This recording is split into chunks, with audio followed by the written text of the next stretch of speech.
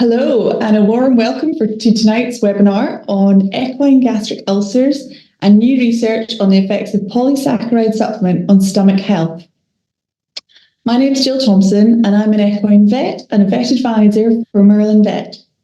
For those not familiar with Merlin Vet, we're a bespoke veterinary wholesaler, and we're also the UK and overseas distributor of RelGI.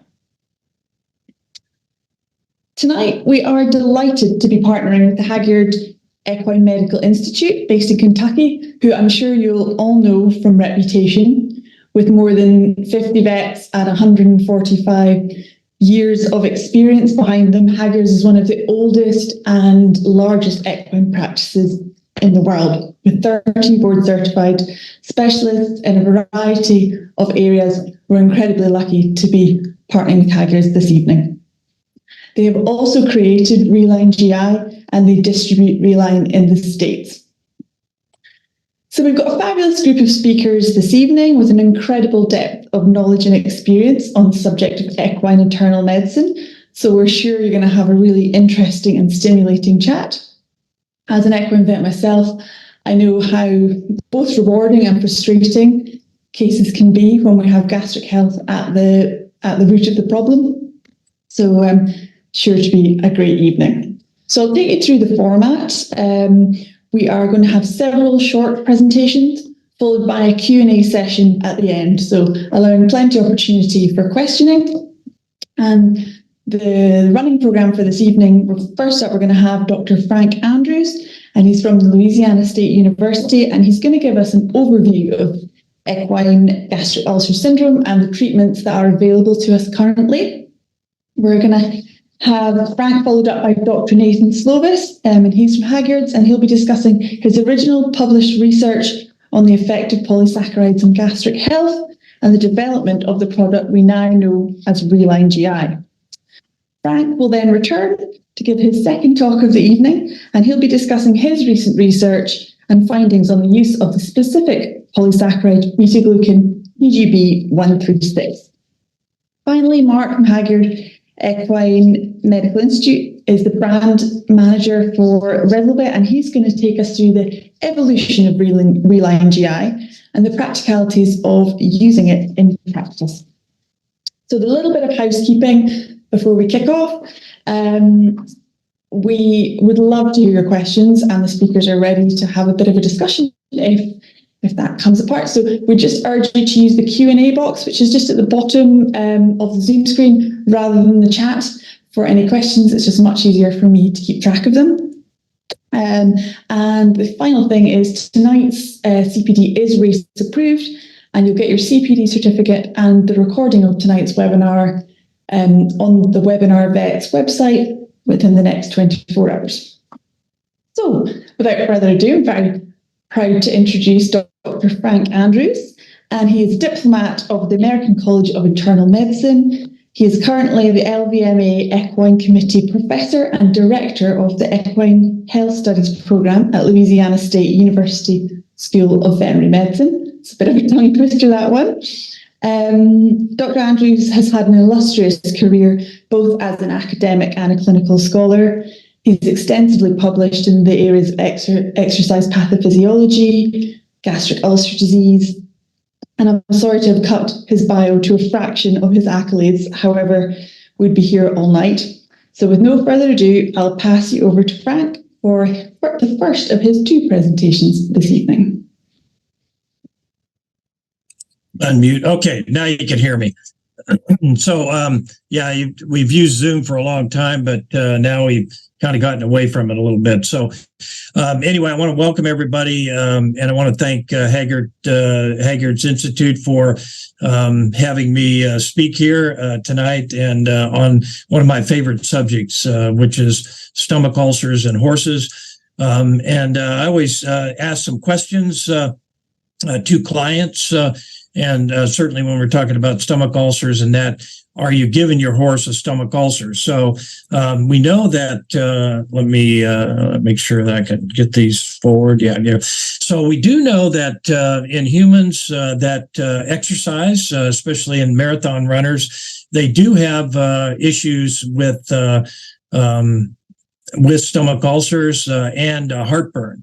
And the GERDs, gastroesophageal reflux disease, is a common problem, or heartburn in people. And if we can liken that to EGUS in horses, where we have the non-glandular portion of the stomach, which is an extension of the esophagus, and this splashing of gastric contents up on that non-glandular mucosa, being similar to gastroesophageal reflux disease, and that's a problem. These are some of the things that people in the human world, that put up with in their let me just do that. That put up with in disease in their gastroesophageal disease, and some of the risk factors: increasing gastric acid secretion when there's exercising, impaired gastric emptying, increased internal gastric pressure. And if you look at that, all those occur in the exercising horse. And as we know, the horses that run the fastest, get the most ulcers. That's our thoroughbreds. We'll talk a little bit about the prevalence here shortly. And so there's lots of 58% of surveyed athletes said that they suffered from upper GI symptoms in this. And again, we know that blood shifts away from the GI tract when the horse exercises. So again, we can liken it to gastroesophageal reflux disease in horses. So we do have recently the European group came up with a consensus statement looking at equine EGUS, which we originally in our EGUS Council, we did say that EGUS did encompass diseases of the non-glandular and glandular mucosa. They divided it a little bit better into equine squamous gastric disease and equine glandular gastric disease. And I think we're familiar with both of these. And especially the glandular disease, which is more difficult to treat. And we have to state that horses are continuous and variable acid secretors, regardless of feed presentation. And so the horse is always secreting acid. It's probably evolutionary, as the horse is a grazer and has really just continuously eating. They have a lot of non-parietal secretions, including bile acids and pancreatic juice. And we know that when horses are fasted, that their pH in their stomach is much lower. And we do the prevalence of gastric ulcers, and I think everybody's pretty in tune to the prevalence, very high percentage in horses. In racing and training, lesser percentage in the ponies, and then we have kind of intermediate in the quarter horses, and then our warm bloods. And we know that 50 to 60% of warm bloods have glandular ulcers, and that's been shown in several studies. So we want so those glandular ulcers seem to have a prevalence in horses that are warm bloods. And are you feeding your horse correctly? So when I ask clients, are you feeding your horse correctly? We know that horses, that feed management is a risk factor for ulcers. And we know that horses that are pastured and graze all the time have a lower prevalence of gastric ulcers. And we know that horses that are fed roughage and also grass, they have decreased stomach acid when the stomach is filled. And we recommend, hay at 1.5% body weight and grain at 5% body weight. And this works out to about 10 pounds or 5 kilograms of hay per day, and then grain at about 5 pounds per day. Now, one of the things that we always say is that if your horse is exercising at a real high level, you may have to increase the dietary requirements of your horse and certainly feed vitamins and minerals and things like that. And then chewing is great for horses because it increases bicarbonate-rich saliva, which buffers the stomach contents. And feeding high-grain diets, sweet feed, can increase stomach acids, and fermentation of those sugars can lead to volatile fatty acids, which are synergistic with hydrochloric acid, to cause damage mainly to the non-glandular mucosa, but certainly to the glandular mucosa mucosa as well. Also, intermittent feeding and stall confinement all can contribute to gastric ulcer disease. Now, in a recent study that was done, they looked at this in Cornell, that horses were, really have a motivation for hay. When they had trap doors that the horse could push open and eat, they had a pelleted diet in one, and grass hay, grass and alfalfa hay in the other. And what happened is when the horses got acclimated to the stall, they actually had a motivation to eat more hay than the and the high fiber diet as opposed to the pelleted diet.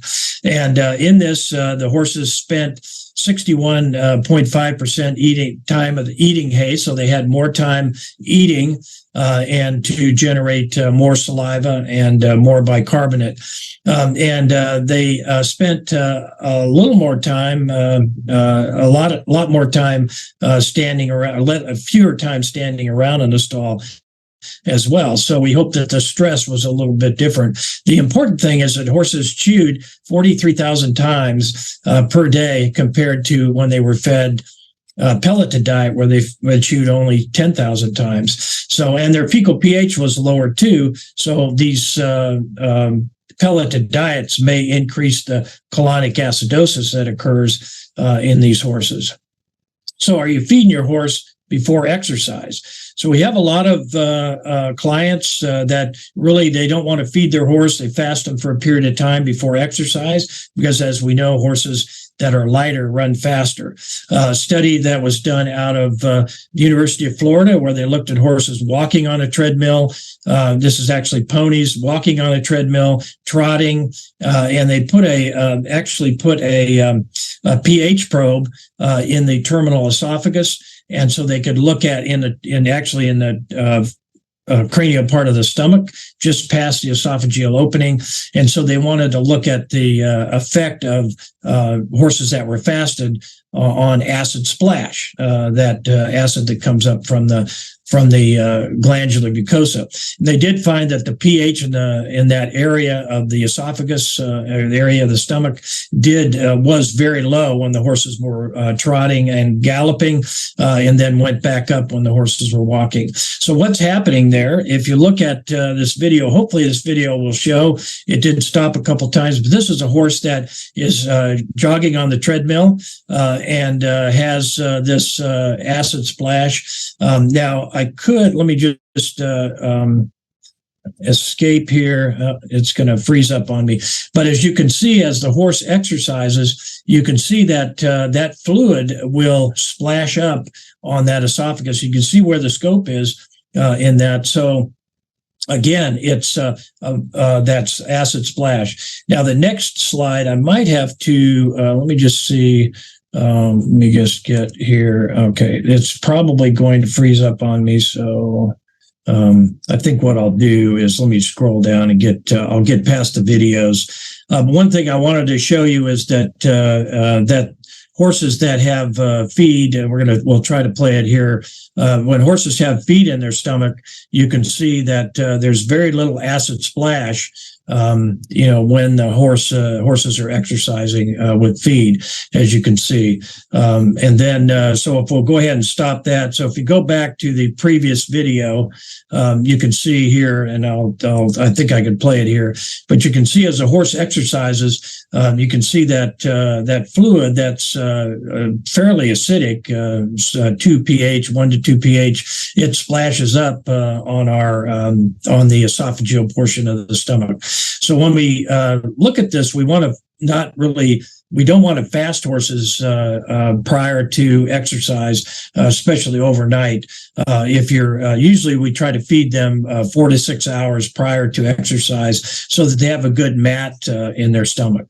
So anyway, I'll move forward, stop this video, move forward, and go back in the presentation mode. Go past those videos. Sorry about that, but we'll move forward. So, are you exercising your horse too much? So when we looked at, studies were done looking at squamous ulcers and glandular ulcers, there was an association association, a risk factor with the number of days per week that the horses exercise. And when they worked more than 5 to 7 days versus 1 to 4 days, there was an increase in squamous ulcers and an increase in glandular ulcers. And if you look at the stress or the risk factors for squamous and glandular ulcers, they're here. One of the things I wanted to just show you a little bit is that certainly thoroughbreds are more prone and warm blood for squamous ulcers. Warm bloods are more prone for glandular ulcers. But also there was a study done out of Australia that showed when they played country music in the barn, then there was a problem. They had more gastric ulcers in that particular barn. So, and then when they played polo, it was inversely associated with glandular ulcers. So don't play country music, and make sure your horse can play polo are the two things. But these are risk factors, and exercise is important.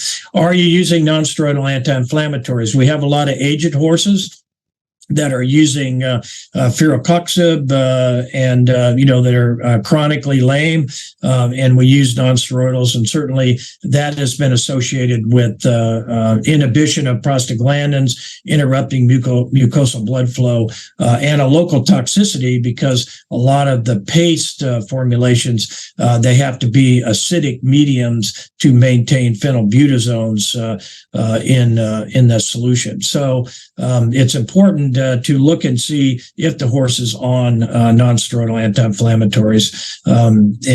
So we have looked at that. Is your horse stressed?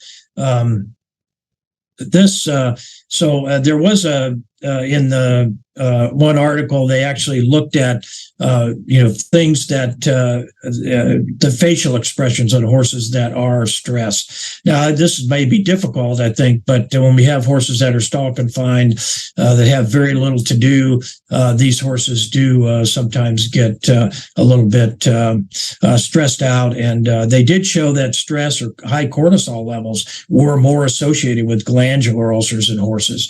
So again, look and see if the horse is stressed. Sometimes the client can help you out in that respect.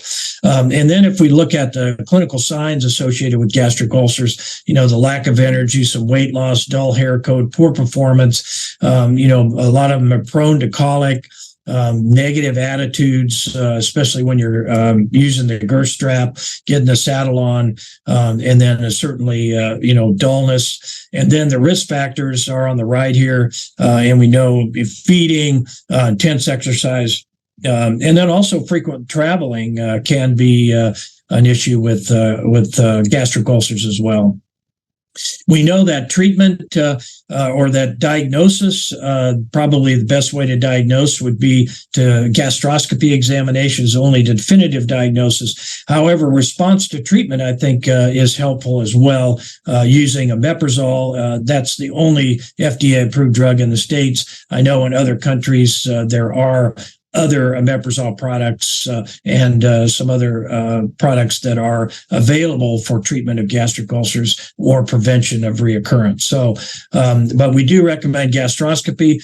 We use cross-stored scope and with a telepack unit, and we do travel out to the racetracks in the state of Louisiana and scope horses. This is Dr. Bancy, who is scoping horse at the Fairgrounds Racecourse. So we do take that on the road. As far as treatment goes, in the consensus statement from Europe, they did mention that certainly the primary recommendations would be omeprazole initially, and then for prevention using the 1/4 a dose for prevention.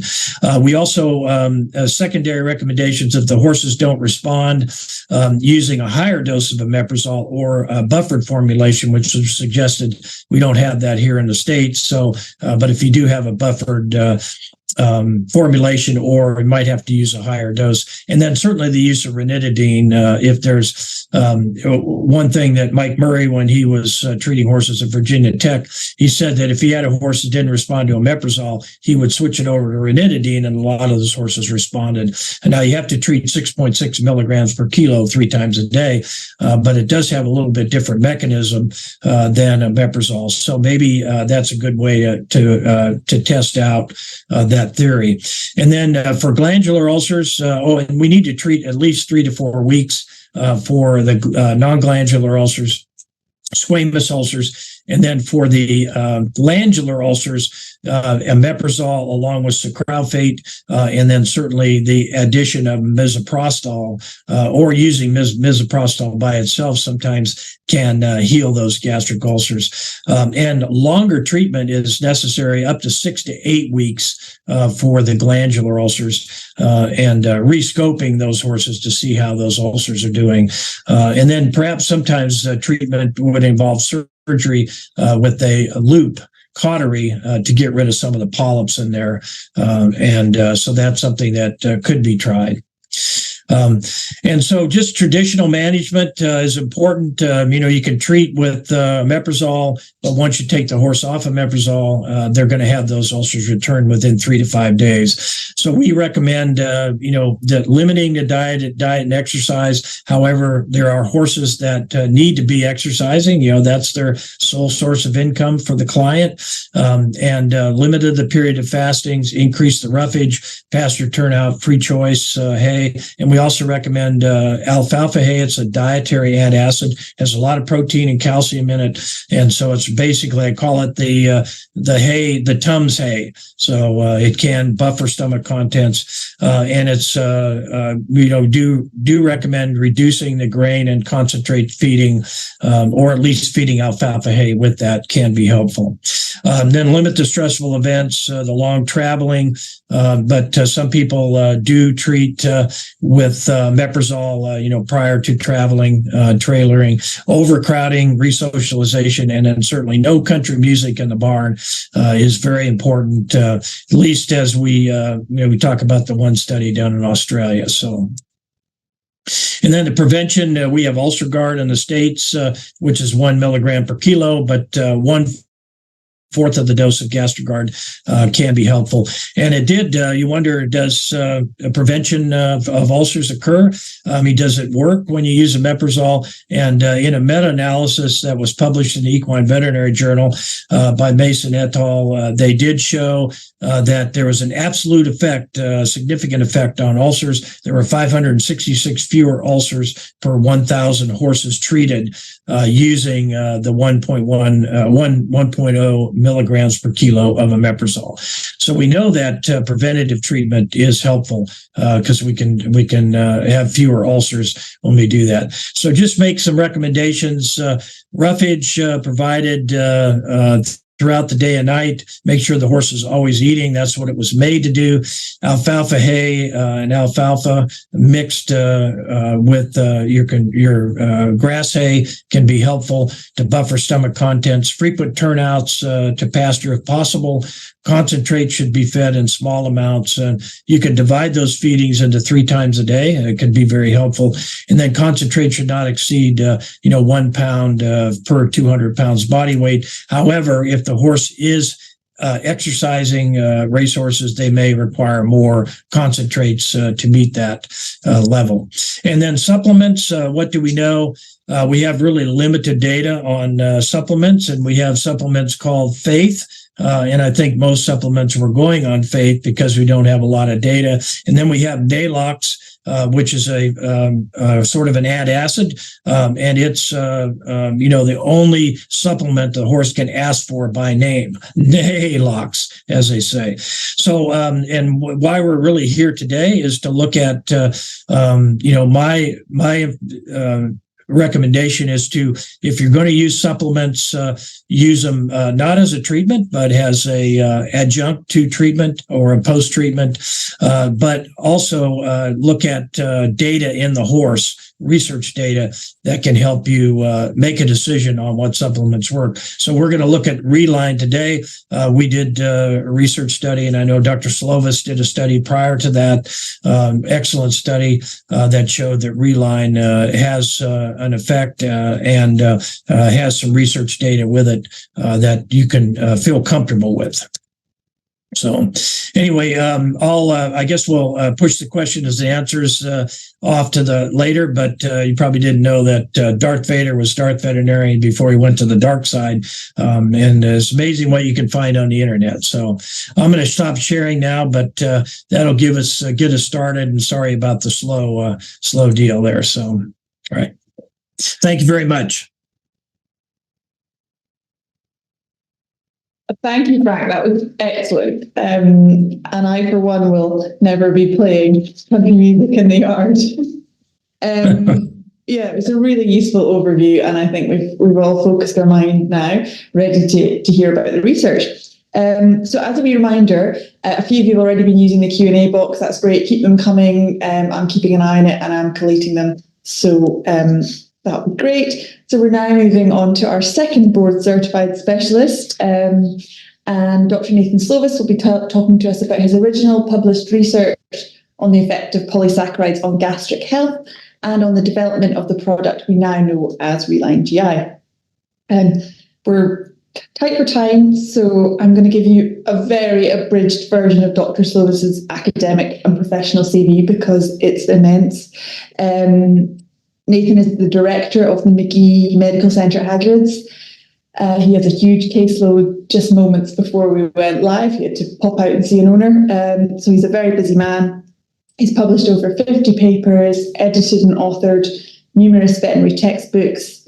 So it's with a great pleasure that I hand you over to Dr. Nathan Slovis to share his wisdom.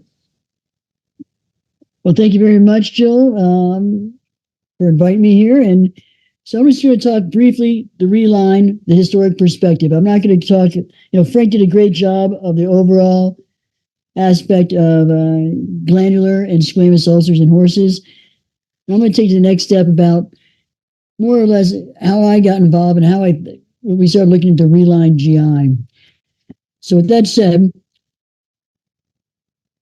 so I think of glandular injury, and this is just very frustrating. I mean, to this day, I still don't think we have a good grasp of this, but when it comes to glandular injury, we tend to describe it as they're hyperemic, sort of a diphtheric membrane, polyp masses, sometimes they're bleeding. As Frank was discussing in his, you talk about inflammatory versus ulcerative. In my population of horses, I don't see money in the ulcerative. It's more of a descriptive analysis when I describe these areas of inflammation. And this is a typical incident of a colleague of mine. And they were getting frustrated. They had this animal on omeprazole, sucralfate, misoprostol. Finally, they said, you know what? Let's do doxycycline because maybe there's an infectious component here. Let's add in some prednisolone for the inflammation. But at the same time, we'll do some aloe, we'll do some omega-3s. And this can be very frustrating because you don't get anywhere with these. And they still look like this. However, while you're on the treatment, the animal looks better. Clinically, he's riding better, more impulsion. But we're not treating to cure. We're treating to affect. So what do you do with these? Do you treat to cure or do you treat to affect? And we can have a big debate on all the veterinarians that are out there about what's the best thing to do for these glandular ulcers I'm talking about. So thanks to Tim Brazil, this is one of his slides. And Frank was talking about the acid splash.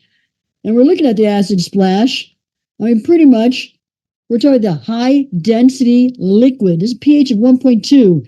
Your glandular mucosa is used to being on a low pH versus your squamous that does not have that protective mechanism, so to speak, for the lower pH, because they'll have a low density fiber mat. The pH is 5.7. So you can see when your animal's fasted, and as you start to gallop or train, some of this high density liquid, as a pH of 1 or 2, can cause some burns, so to speak, or ulceration that can occur. But the big question is, we're talking about the glandular disease, and this is how I got interested in the hyaluronic acid and trying to protect these glandular. And you take a look at this image, you see the nice reflection of your light source. You can see a light that's glistening off this mucosa. It seems like it has healthy mucosa. Do I know that for a fact with biopsies or actually looking at the different mucus layers? Not per se, but you just take a look and look how nice and sort of shiny that is. And there's many different causes when it comes to glandular disease, and I'm not going to get into in depth, but there's even different causes within the different locations in the glandular mucosa. It's not completely understood. It's something with the mucus layer or the type of mucus that is produced and the composition of the mucus that's produced that protects this area from such a low pH.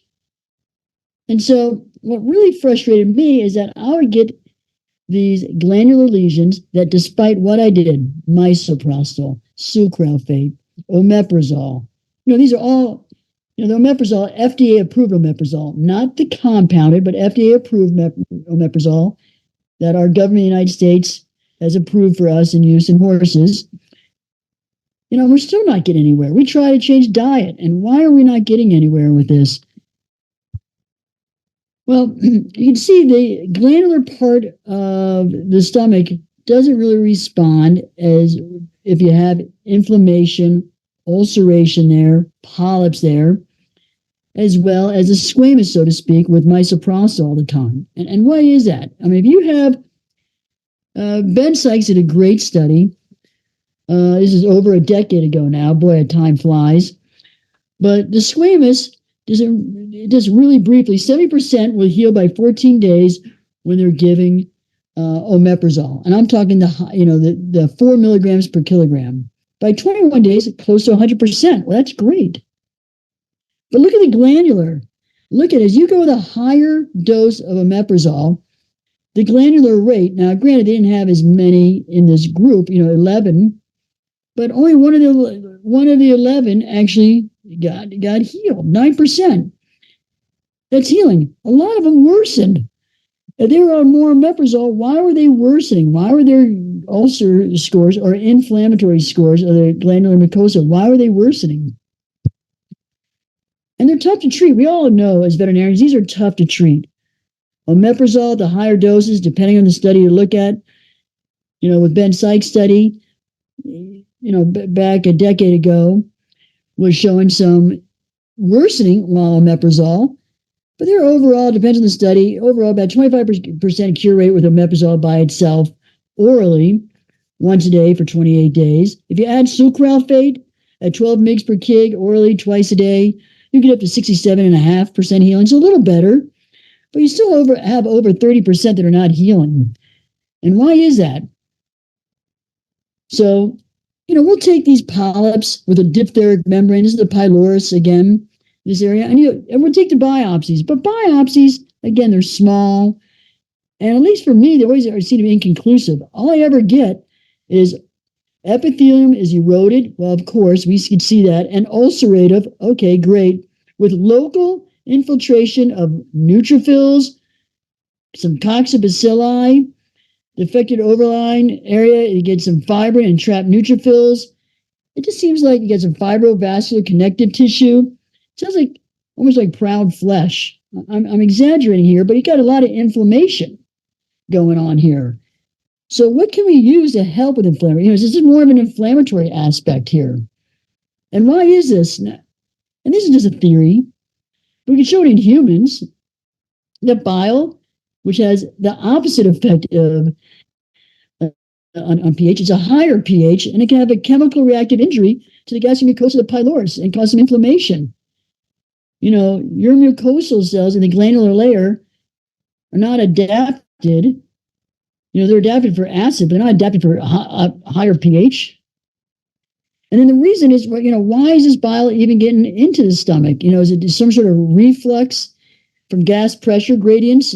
You got a closed luminal digestive tract. So do you have pressure gradients in the colon that ends up getting gas buildup that causes this reflux to occur? That seems to be a factor in humans, but is that the same thing with horses? So just things to be thinking about. So looking at the bile acid, looking at some sort of inflammation's going on. Now that's when I started trying to investigate, are there products out there that may decrease inflammation locally, the influx of neutrophils locally, that could help heal. So one day we took a product we had at Haggard's. It was used for prophylactic use for orthopedic injury. It's just hyaluronic acid orally. And so I started trying to play around with that and seeing if I can just dose a horse, but how much do I use? And see if I can get this one horse that a dressage horse is upper level, did well, but we can never. Well, once we started diagnosing the glandular ulcers, despite my treatment, I couldn't get it resolved. And clinically, the horse wasn't doing well.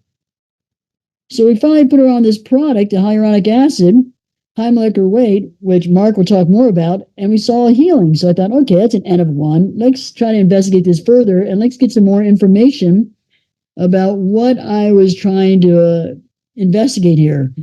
And this article did it all for me to get me thinking about it. It was 2011. It was with rats. It was not done on horses, okay? A horse is not a rat. But I thought it was just interesting. They gave 240 milligrams of hyaluronic acid, and and that's why we extrapolated and did the same for a horse. And it's interesting because these rats, 60 minutes, they pre-dosed these animals with omeprazole, with nothing, or hyaluronic acid, and 60 minutes pre-dose, and then they gave 5 milliliters per kilogram of ethanol versus in the stomach tube. You want an inflammatory cascade to hit your stomach, try putting some ethanol down there. Euthanize it within an hour, and just looked at the histopath. So distilled water was control, omeprazole, 0.8% hyaluronic acid gel, and then they used high molecular weight. And they looked at the ulcer scores, and you can see the ulcer scores were significantly lower in the high molecular weight acid gel. And so this is the control stomach. You see the ulcers in the stomach. There's going to be some omeprazole. You got some relief. But then you had a high molecular weight hyaluronic acid, significantly less ulcer area. So with that, that's when I said it's a proof of concept study. It wasn't a rocket science study. It was a proof of concept study with majority of them were thoroughbreds. We did have a warm blood and a quarter horse. And just want to see if we can help with their clinical signs and also in regards to their ulcer scores. And that's what we were looking at. And these animals would get 240 milligrams of high molecular weight hyaluronic acid, which is about an ounce of this product, the Reline, twice a day. And overall, we noticed about a 90% improvement. They either healed or had a significant improvement of greater than 1 grade ulcer score. And it's not the cure-all, end-all, be-all product, but it's just something that shows maybe there's more to this and we can, enhance our studies. And that's where we got Frank many years after this study to try to look into it. Because this wasn't a product that was going to be like omeprazole and increase the pH of your stomach acid. It's really going to help coat and maybe reduce the inflammatory scores. So these are just some of the animals that were tried on other products before, omeprazole, what have you. Some of them have never been on gastroprotectants before. And this is an animal that comes in on March 21st. Again, this study was done over almost a decade ago. And a month later, nothing's changed. When they began the study, they had to continue the same activity that they were doing prior. And all the difference was this Reline GI, same diet, same everything, their own control. And we got an improvement. Glandular ulceration or inflammation. You had some improvement. If you look close, you can still see some reddening or erythema. But again, these animals were improving. And so I thought that was of interest. Again, another animal, grade 2, later became like a grade 1 after a month. Had some improvement. Didn't completely heal, but grade 1. And these animals, clinically, the owners were pleased. And then with that, we thought we were onto something, and we started actually producing the product at our clinic and selling it abroad. But and Mark will talk a little more, because then we started adding a beta glucan to it, because there is a lot of inflammation and maybe secondary secondary issues can occur in regards to bacterial colonizing that area. Now, is that significant or not? We don't know. So we did a beta glucan to help enhance pretty much the immune system. And so we added that with the hyaluronic acid. But that's sort of the background history of how we got started with this product. But I'll give it to our next speaker. Thank you so much, Nathan. It's a comfort to realise that your biopsy results are as unrewarding as mine. But what beautiful gastroscopy images. Thank you so much for sharing those. To try a bit harder to get them to look like those. So we're conscious of time. I'm going to shoot forward and we'll swiftly hand you back to Dr. Frank Andrews. And he's going to take us through his recent research into polysaccharides. All right, let me get my presentation up here, get the share, and we'll go from there. Hopefully everybody can hear me okay, and let me do the share here.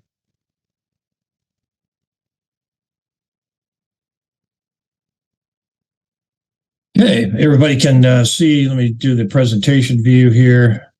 So hopefully everybody can see that. So I'll proceed on. So thanks a lot, Nathan. You did a great job.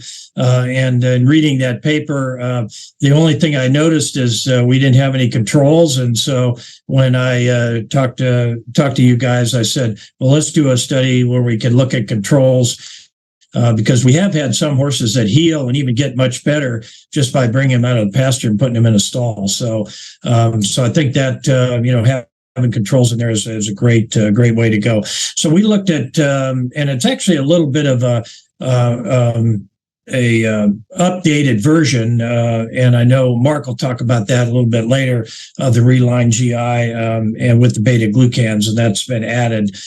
So we looked at that related to stomach health. And again, as I talked about, what do we know about supplements? Well, I think the important thing about supplements is we need to have some data on these supplements as we go. And certainly that's my goal, is to look at, some research data on these products that have label claims.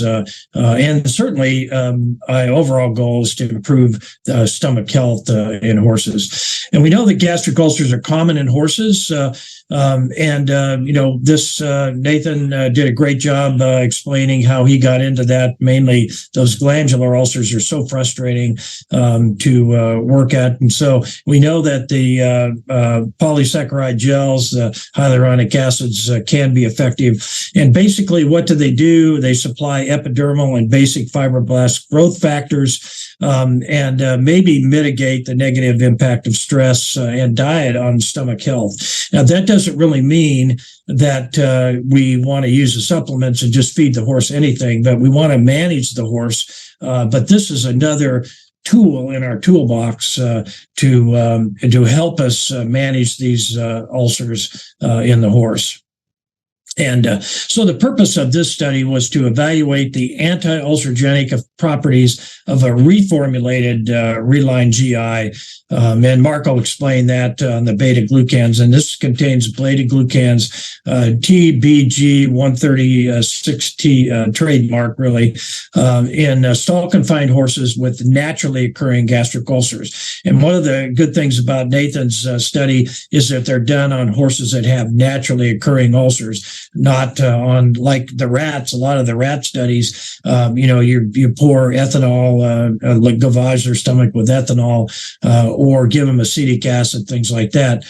We feel like using a natural model for ulcers is important because that's what we see every day out in our practices. So, and then in materials and methods, we used 12 healthy adult thoroughbred horses free from clinical disease. And we also did clinical exams and blood work on the horses. The horses were brought in from the pasture. We have approximately 90 thoroughbreds and thoroughbred crosses in our herd here at the university. It's a closed herd, so they're free from most of the all infectious diseases. We bring them from the pasture and then we combine them in a stall. We have research stalls. And then before treatment was initiated, day -1, we scoped all the horses. We actually scoped more than 12 to come up with 12 horses that were either prone to ulcers or had gastric ulcers. And the good thing about the study, we feel pretty good, is because Hagyard Pharmacy shipped us the product in 2 gallon jugs, or actually it was 2 boxes of gallon jugs, and they were labeled X and Y. So we had no idea at LSU whether we had which was the RelGI GI. So we were blinded, and that's the way we like to do the studies. And then at the end, we say, hey, give us which one's the treatment, and then we evaluate the data. So and we had 6 controls and 6 horses that were on Reline. It happened that X was the Reline study, so this was a blinded study as well, or so we didn't really know what we were doing, which drug we were giving or which supplement we were giving. And the horses were treated for 35 days. So they're in stall confinement for 35 days without, exercise. And when you get the horses out to take them to weigh them or get them gastroscopy, they're pretty wild. But we think it's good to, have them a little bit of stress in the stall. But it's the barn is not completely enclosed. They can actually see other horses in the pasture, and there is breeze that blows through that area. So it's kind of an open barn.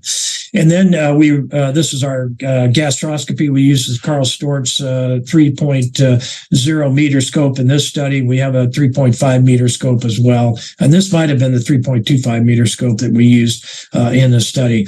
Gastroscopy was obviously on day -1, but then we also repeated the scoping on day 14, 21, 28, and then we put the horses through an intermittent feeding, and this was from day 21 to day 28 to stress the horses out a little bit and bolus feed them, and then again after that intermittent feeding at day 35. So, and then horses were monitored daily for clinical signs and adverse events. We really didn't see any adverse events in the horses. Sometimes we'll see some colic, and the horses, sometimes they'll go off feed for a day or 2.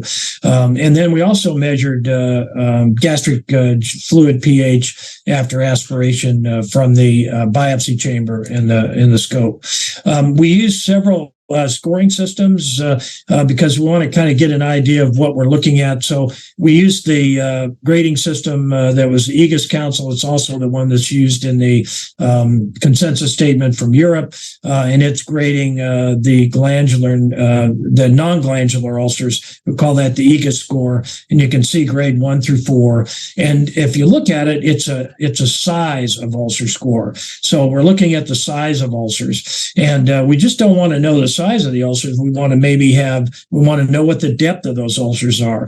And so we want to know the number of the ulcers. So we use a scoring system that is also developed by Dr. McAllister back in 1987. We actually published this, but we want to look at the number of ulcers, and we also want to look at the severity and the depth of those ulcers. So it gives us 3 different criteria to evaluate ulcer scores in the horse, and that's what we did in this particular study. This is just an idea of how we did this. We had group 1 and group 2, and again, the X was the Reline and the Y was the controls. And you can see we scoped the horses. We also got body weights on the horses, and on days -1, 14, 28, and 35, because we want to know if the horses are losing weight, gaining weight on the particular supplement. And we did acclimate the horses for 2 days prior to starting the horse or scoping the horses, and then the horses went through that feed deprivation from day 21 to day 28, and horses were then turned out after that. So if you want to know the intermittent feeding model that we use, so from day 21 to 28, after the scoping, the horses are fed or not fed 12 hours prior to gastroscopy, and then they're on day 21 the horses are fed, and then the horses are not fed for 24 hours, and then fed for 24 hours. So we just go through this until we get a total of 96 hours of fasting in the horses, and then we scope them on day 28. So it stresses the horse out a little bit. We put muzzles on them too, so they can't eat their manure, and that does stress them out. Although this study, we didn't see as much stress as we have in the past. We did statistical analysis, and you're certainly welcome to read the statistical analysis. We have an excellent statistician, clinical statistician on board. And so we looked at not only treatments over time, but we looked at ulcer scores by treatment, by day. And we looked at EGA scores. And then the other thing that we wanted to know what the treatment success was. And so on the EGA score, since the grade 1 is really not an ulcer, but a hyperkeratosis, we consider that as healed if the horses had ulcers. So we use 0 to 1 to consider a treatment success in these horses. And we also use 0 score for the number of ulcers, and then 0 for the also for the severity of ulcers, because we don't have really a hyperkeratosis in that particular model. And then for our studies here, we looked at the EGA score on the left here. Now, this is a 1 through 4 score that we had. And if you look at this, so the horses were a little bit different. This is the treatment here, our X horses. So this is the reline treatment. The ulcer scores were a little bit lower than our controls here to begin with. They really didn't change. However, the ulcer scores decreased over the first 14 days in the horses, in the control horses. So again, now we have horses that have similar ulcer scores, and they've been in confinement, and we didn't see any treatment effect. However, when we get out here to day 28, we're now seeing a significant improvement in the ulcers, and actually healing in all the horses. So this was 100% healing in these horses after 28 days, as opposed to ulcers grade 2 in the horses. So we had a significant reduction in gastric ulcers in horses, and then you can see that carried on to day 35, although it wasn't considered significantly different other than from day 1. So from day 1 to day 35, we had a significant decrease in ulcers. We also had a significant decrease in ulcers from day 1 on day 35. In the control horses, and about 50% of them did improve or get better, even the controls. So that's why you want to really have controls, because they certainly can. The horses can get better. Just bring them into a stall. And this is just the non-glandular ulcers here, the lesser curvature. And this is the horse after 28 days of treatment. You can see these ulcers are now healed up. They just have small beds in them, but you can see the hyperkeratosis that's covering those ulcers now. So we would consider this probably maybe a grade 1 ulcer, but you can see that those horses are now healed. And this is one, lesser curvature ulcers here, and then nice, clean, non-glandular mucosa. I didn't pull any of the glandular ulcers, but Nathan, his findings is what we really found also. And if we look at the non-glandular severity scores, we did see a significant improvement in the ulcer scores from day 1, day -1, and also a significant treatment effect on day 28 and day 35. So again, severity decreased significantly over the controls.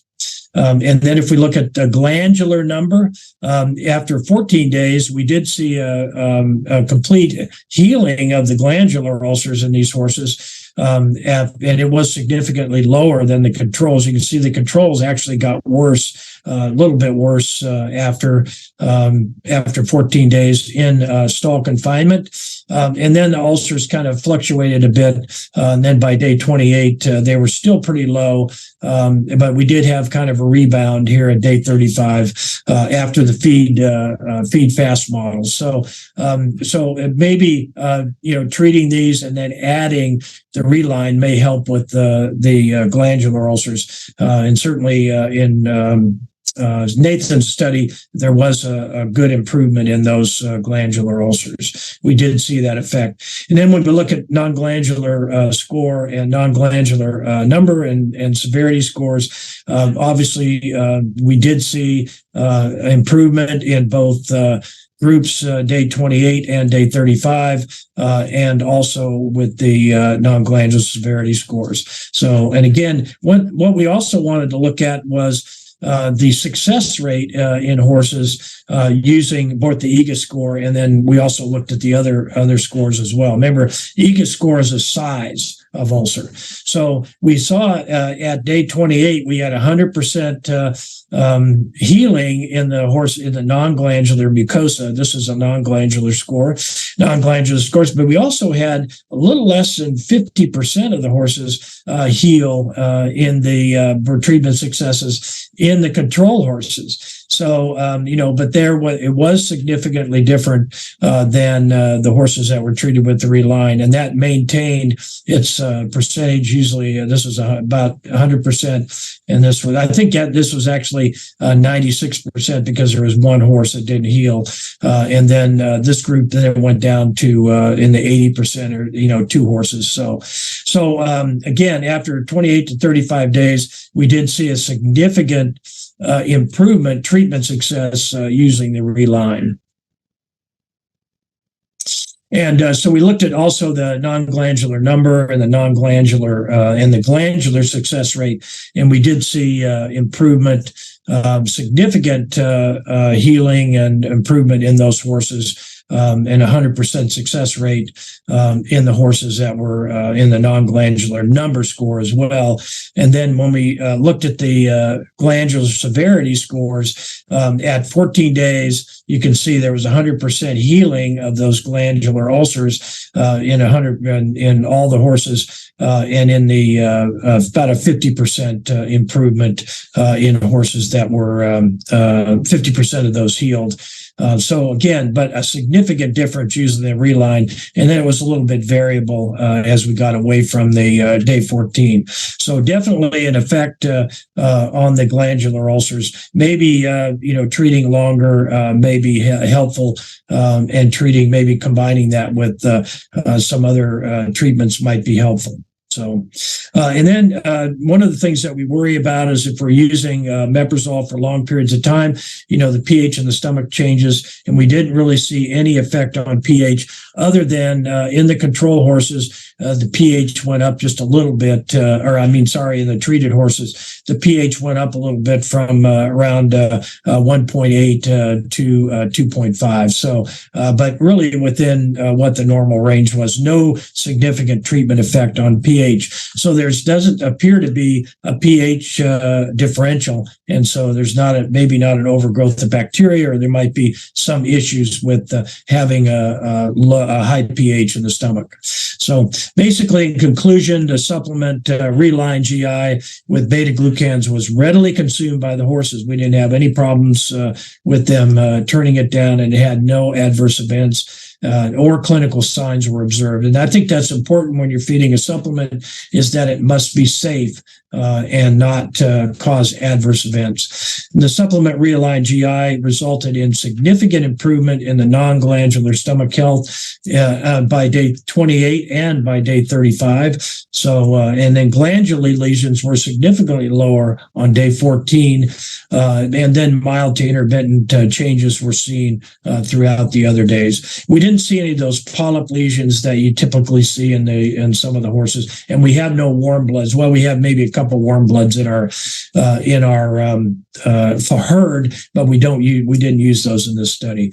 And then gastric pH and the body weights were not different between the groups that were treated. So I think overall we were very pleased with the results of the study. And again, we were blinded, so we didn't even know what we were treating the horses with, and the products were similar. So they're really not able to tell. So, and just want to acknowledge the group here. These studies don't occur in a vacuum. It's not just me, scoping the horses and treating them.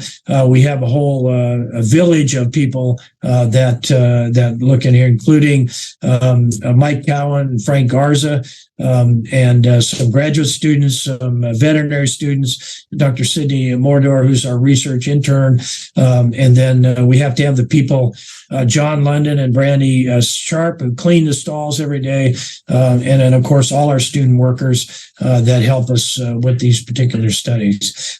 Funding was by Hagyard Pharmacy, and we appreciate the funding for the study from them. So anyway, again, be more than happy to answer questions after we finish, after Mark finishes his talk. So I'll exit out of here so Mark can talk a little bit about the product and how they've reformulated it.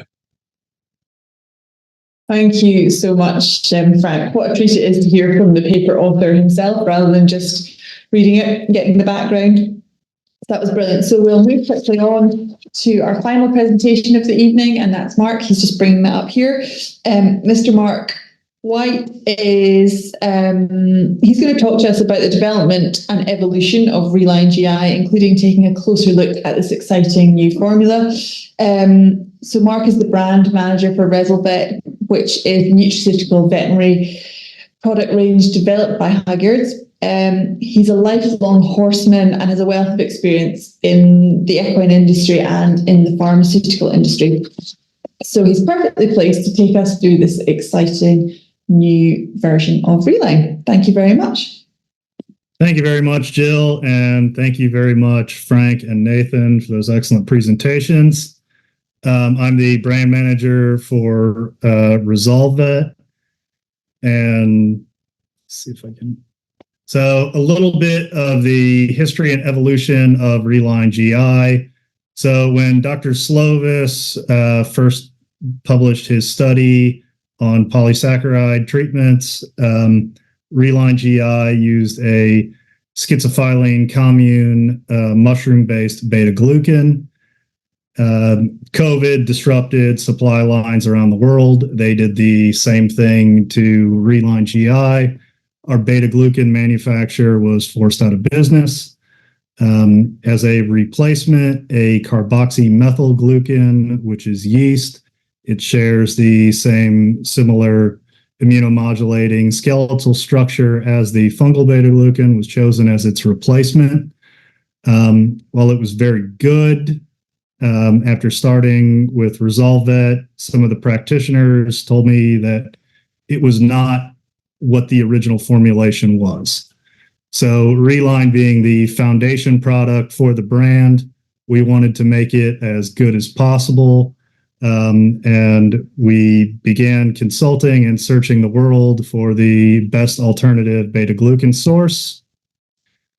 We were pointed to a couple different places in Asia, which manufactured schizophylline commune for pharmaceutical purposes, and settled on a company in South Korea called Kyujin Biotech, who had done some pretty amazing studies on the use of one of their schizophyllins in inflammatory bowel disease in humans. We were able to get an exclusivity deal for the veterinary use for equines, which allows us to share their research and tell people what we're using, because with dietary supplements, it's very hard to protect your intellectual property. But they make a very special patented mutant strain of schizophylline, which is extremely active. It is a triple helix molecule and water soluble, which is very essential in stimulating cytokine activity, as well as entering the lymphatic system or mTOR pathway. Dr. Slovis touched on the hyaluronic acid being used as a protective barrier. The schizophylline that we used actually has similar studies on ethanol-induced ulceration, looking at mice, and was the perfect choice as a gastroprotectant. We actually doubled the concentration of beta-glucan in this formulation. Why? Because we really wanted it to work. The increase in beta glucans allowed the product to be more viscous. This will allow longer transit rate, more duration in the stomach, means more contact time with ulcerative areas, and better healing. The product is more mucoadhesive and sticky than ever before. So I think we have created a wonderful product all the way around. Its action in the stomach, what we hypothesize is that it's similar to the action that takes place on dermal wound healing. There is an immunologic and non-immunologic response where macrophages are activated, the beta-glucan is recognized as non-self, cytokines are kicked into action and begin a repair process. Collagen is stimulated and amplified with the contact with schizophilin commune, and reepithelialization begins. So there's actually a couple different studies on the TBG 136 schizophilin being used as a dermal wound healing gel. This is a comparative study looking at mice. They did both in vivo and in vitro studies. In both cases, the schizophilin commune was more efficacious than the other active beta-glucans, looking at bacteria, yeast, barley, and a seaweed beta-glucan. So if you look at the top center slide with A, these are the biopsy punches that they did. The third one down is the TBG 136, and if you look at day number 7, you can notice the noticeable difference in size. So essentially what the study found was at 10 days, 100% of all wounds treated with the TBG 136 were completely healed. The rest of the wounds were healed by day 12 to 14. The very bottom picture, marked D, is a picture of the scab formation at day 7. The TBG 136 schizophilin is the farthest over on the right. You can see that the scab is almost completely gone. So essentially, it is a faster dermal healing gel than the competing beta-glucans. When we're looking at the acidic environment in the stomach, its speed is of the efficacy. So the faster, the better. We have a added benefit, we believe, with TBG 136, looking at it as a prebiotic. So the beta-glucan itself is not affected by the gastric pH, but it is affected by the beta-glucanase enzyme, which is produced by bacteria in the cecum. So these bacteria produce the enzyme. The beta-glucan is broken down into oligosaccharides and glucose molecules. These nutrients are then feed for the intestinal lining in the horse. The added benefit is the oligosaccharides are the favorite food of lactobacilli themselves. There have been several studies looking at humans who are deficient in these macrobiotic accessible carbohydrates. And what happens is lactobacilli will then turn around and feed off of the mucosal cells themselves.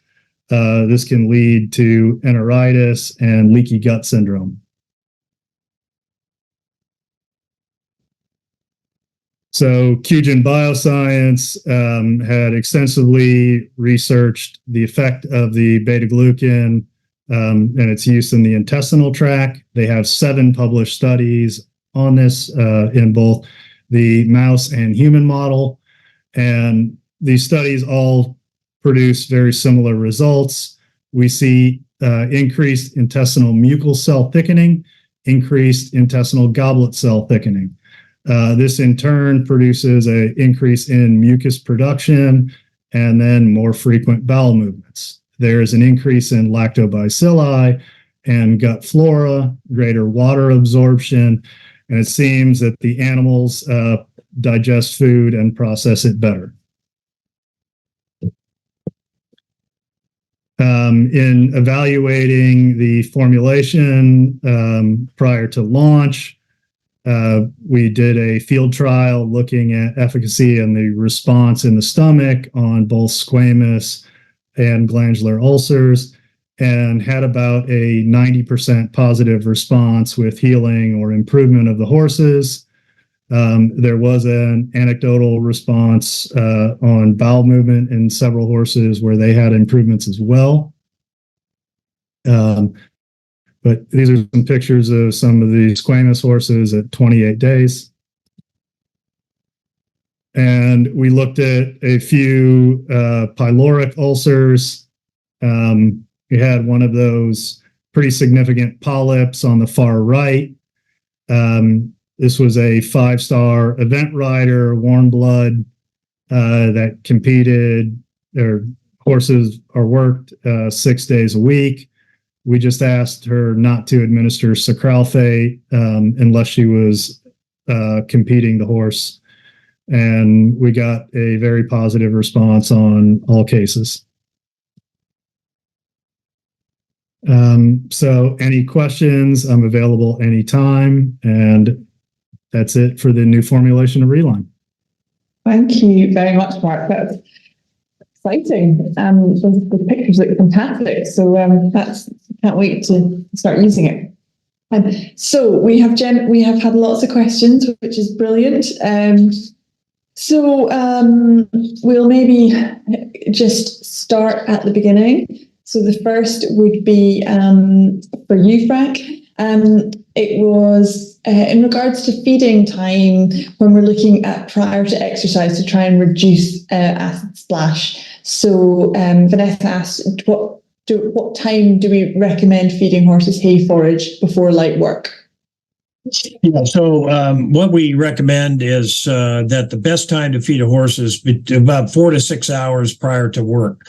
So, if you start, what we typically recommend is, when the horse is stalled at night or out in the pasture. Obviously, it's in the pasture, it's eating all the time, so there's not really any reason to modify its diet there. But if you have a horse that's maybe at a show that you want to feed the horse, is feed it about 4 to 6 hours prior to the exercise. So, getting up early in the morning, give them a flake of hay or so, and then usually the show starts, or the competition starts in the middle of the morning to the beginning of the afternoon.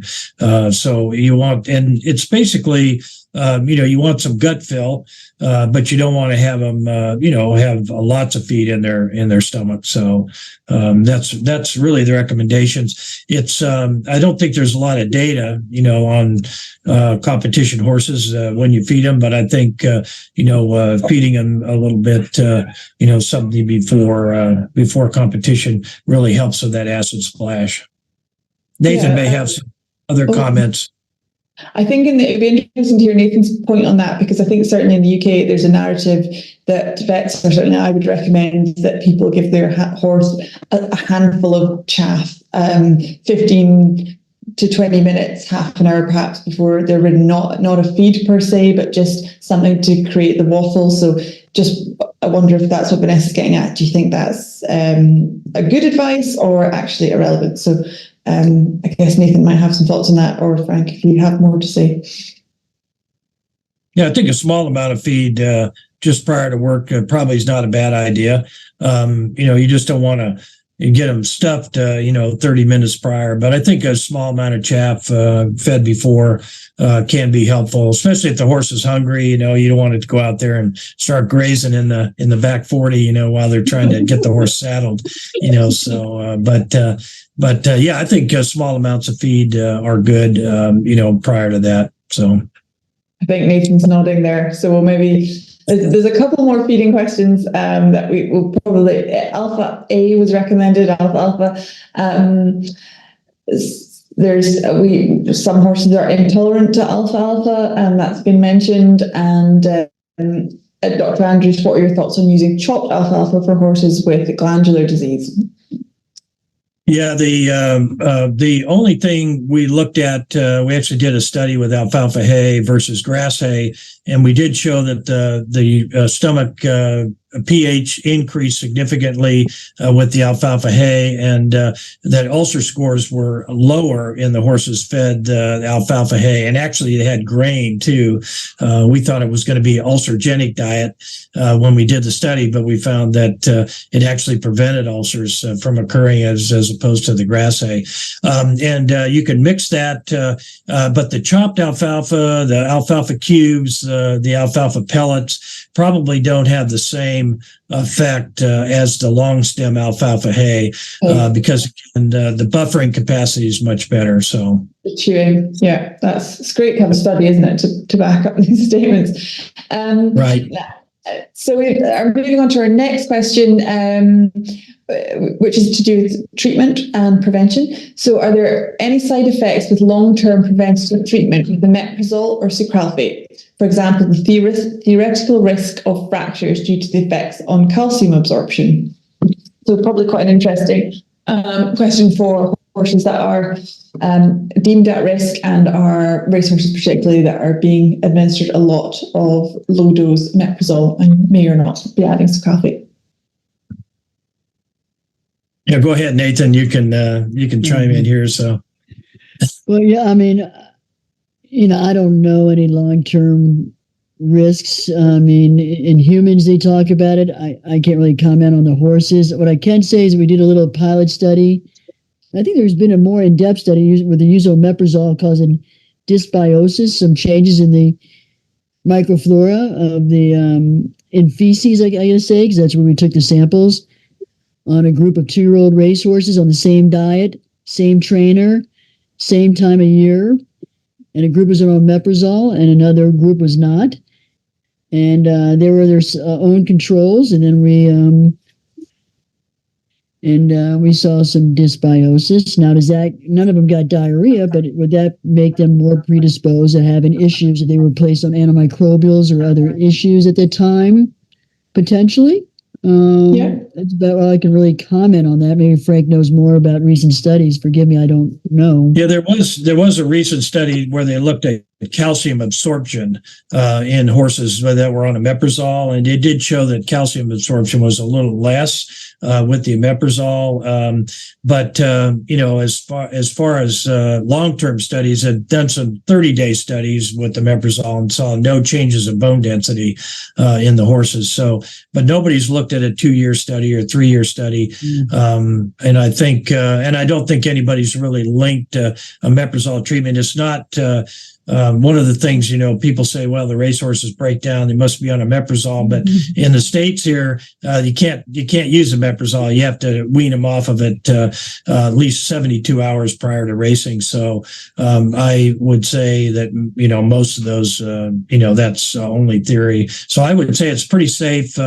And we don't race or we don't have very many real aged horses that we're doing severe competitions on. So and I do understand in females it is an issue for fractures on omeprazole, but we don't seem to see that in the horse. So that's great, thank you. And we're exactly the same in the UK with the withdrawal in terms of racing. Super. So, Frank, while I've got you, there's a question about your study, which I think you briefly mentioned just right at the end. But what was the Control Y supplement? You mentioned it was very similar, and you didn't know. But could you tell us now what that was, and was it similar? Was it so similar that you couldn't tell the difference? Right, we couldn't tell the difference. Mark could tell us what's in it. So, but we, it had as from what I could gather, it was a gel formulation, just like the Reline, but it didn't have the active ingredients in it. But no, we couldn't tell any difference. It came in the jugs. They looked completely the same. And of course, so we didn't know. And I don't feed the horses because I'm doing the ulcer scores anyway. But the students feed them, and then Mike, the research associate, feeds them. So along with Frank Garza. So I don't ever feed them, but as far as I could tell, it all looked the same. The same amount. So, but Mark could tell us, what his goal was as far as the two products. Sure. Yeah, it was a very similar concentration without the active ingredients and some food coloring. Yeah. Oh, that's right. Yeah, you did say there. After we finished the study, you did say there was some food coloring in there, and we did notice Mocha brown. Yeah, the students did say it was a little browner. Whereas one of them was a little more browner than the other. So, but I don't feed them, so they didn't know which one was which. So it was. That sounds suitably blinded to me. We've got a good question here. Has any work been done looking into the effect of RelGI on prevention of recurrence of ulcers? I think we all struggle with that with these cases where you've got on top of things and inevitably risk factors are still there and they return. So I don't know if maybe Mark or Nathan has any thoughts on has any work been done on that yet, or is it in the pipeline perhaps? Well, we could have in the pipeline. We have not. It's all subjective, and it's very, very rare that I have a horse that is on RelGI that comes in with gastric ulcers. We get these animals that are RelGI that come in and says, boy, he's not performing like he should. And then we scope his stomach. We're like, well, it's not your stomach. There's something else. But we have a biased group because in this area, a lot of horses are on this product. So, but it's very rare that I'll find one on it that is healed ulcers. And then we place them on this product because that's what a lot of people do. They use the FDA approved products and then we'll place them on this as a preventative. But we don't have any scientific proof. No, and as a slight extension of that, and my own question, would you, with your clinical experience, Nathan, when you're managing these cases, so you may have had the horses on omeprazole, at what stage would you introduce RelGI? Would you be tapering the omeprazole dose, or would you have them at 4 mg per kg plus RelGI at the same time and then stop the omeprazole, or how do you tend to use it? So we'll have the 4 milligrams per kilogram per us for 28 days, and then we don't sort of taper. We just stop it and then put them on the RelGI.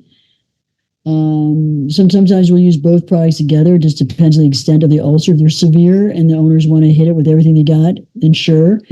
But I do have to back up. I did misspeak when I was talking about ulceration and RelGI. When people have tried to go down to the maintenance rate, we tend to go with 1 ounce twice a day. So that gives you the full 240 milligrams of the hyaluronic acid and the full dose of the beta glucan. That we've had some clients that will try to save some money and just go to twice a day, half an ounce, which would be half the product. And we just didn't know, could half be just as good as the full amount for preventative? And we've had an increased number come in that had ulcers with the lower dose.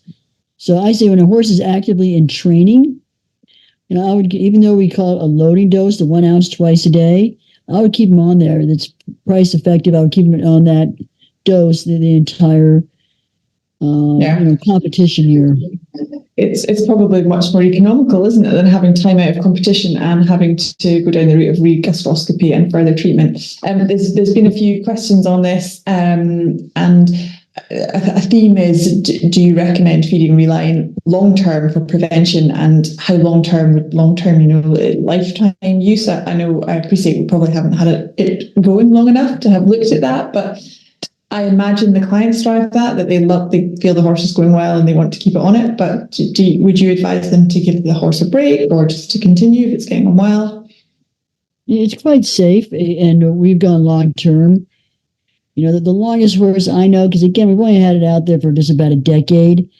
Yeah. And horses that I know that are still in active use are stallions. So I can talk about our stallions that we have them continuously on a large number. And we'll go out and do some serial screening on them. And their ulcers are still clean, no ulcers. And competitive horses, a handful that I know have been on it for more than 5 years. I can't say really a decade because they certainly come and go, these horses, but that's about the best I can tell you. That's great. Dr. Andrews, we have a question for you here.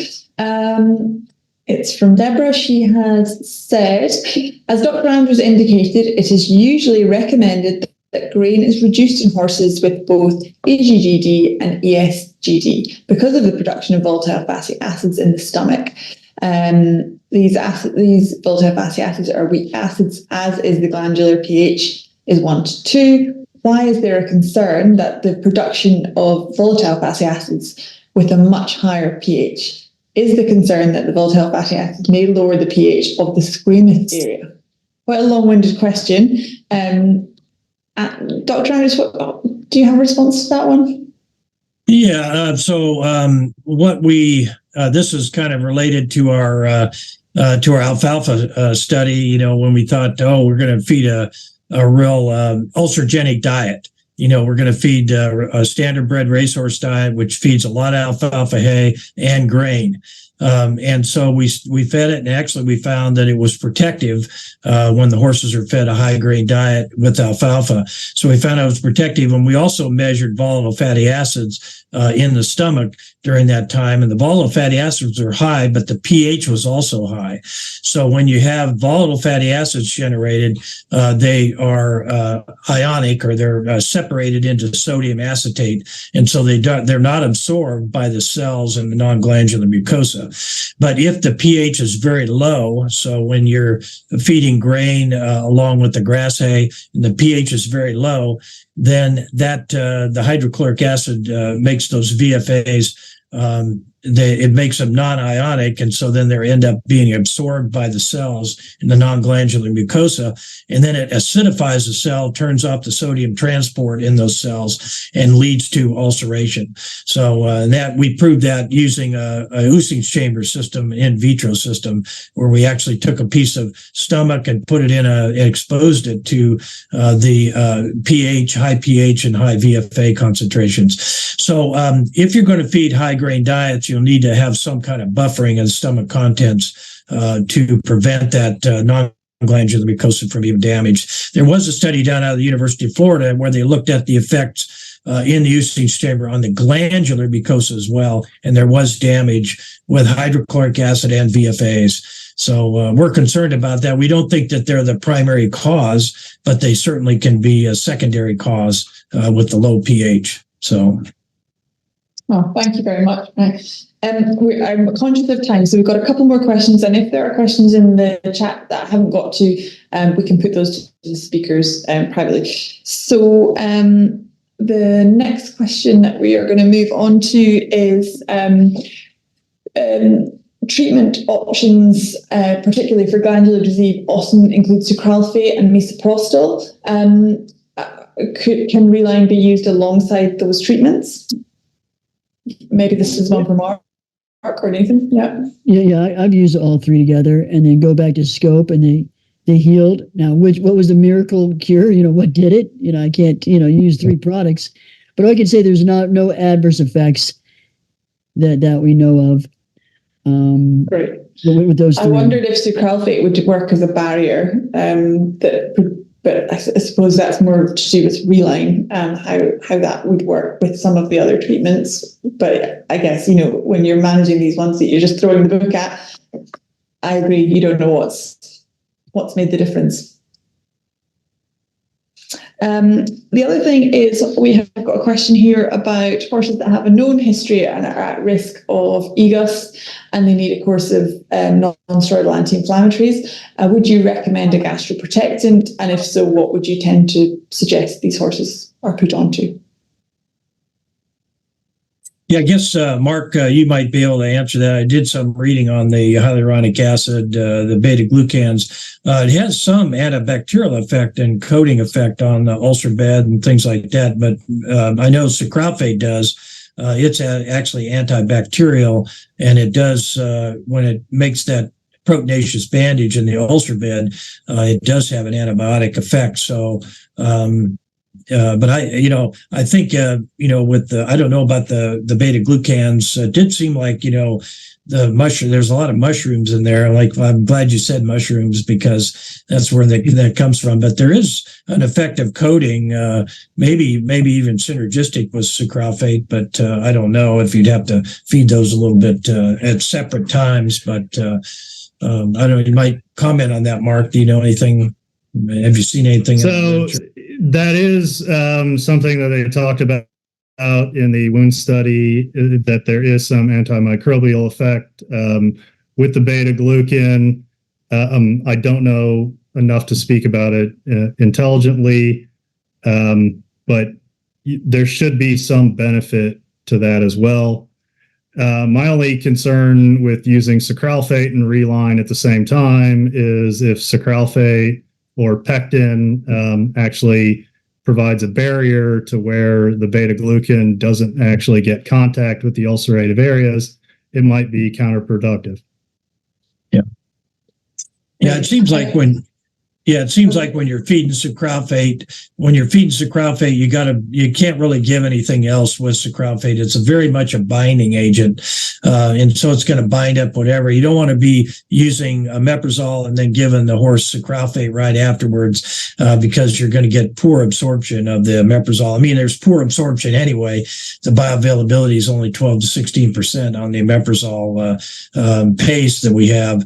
But you're going to even make it less effective. But it seems like if you're going to feed sucralfate, you need to feed it at least 2 hours before or after your other treatments. So it tends to bind everything up. So lovely. Okay. Final question. If you're feeding a beta glucan and hyaluronic acid supplement such as RelGI, do you think there's any additional benefits to that horse other than the gastric effects? No, I would say, some of the benefit, you got hyaluronic acid. A lot of these joint supplements have hyaluronic acid, and some people claim they got their horses feel better. Now they feel better because of the ulcers, or they feeling better because of the joint aspect, But that is one big thing, because it's quite a large quantity of high molecular weight hyaluronic acid, and for what it's worth. And Mark, please, yes, whatever info you have. Yeah. Mark. So the hyaluronic acid that we used, I actually have the full pharmacokinetics paper and how it is broken down and absorbed. So in human patients, we see 97.5% of the product actually used within the body. You will find it in almost every cell of the body. It does increase the hyaluronic acid inside the joints itself. So you see increase in mobility, but you'll also see it in the hair coat and condition of the animal. So there is a big benefit to using HA.